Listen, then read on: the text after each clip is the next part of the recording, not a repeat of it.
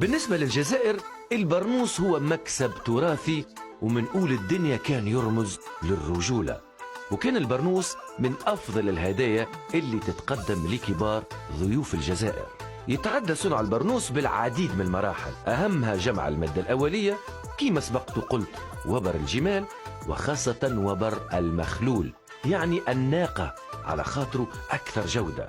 وتعتبر مدينة مسعد الممول الرئيسي لسوق البرنوس في جميع ولايات الجزائر، ويتم تصديره زاد للخارج وخاصة للمغرب وتونس. والبرنوس المسعدي هذا يوصل سومه إلى أرقام خيالية، ومينجم يشريه ويلبسه كان ناس من طبقة معينة من المجتمع. وفما أنواع أخرى من البرنوس كالقشبية مصنوعة من مواد سومها رخيص، ويلبسوا الزوالي اللي ما في حالوش. هذا الشيء اللي يميز البرنوس عن باقي أنواع اللباس، كونه عند علية القوم هو رمز للنخوة والجاه، وعند الزواولة وسيلة تمنع من قساوة برد الشتاء وسخانة الصيف.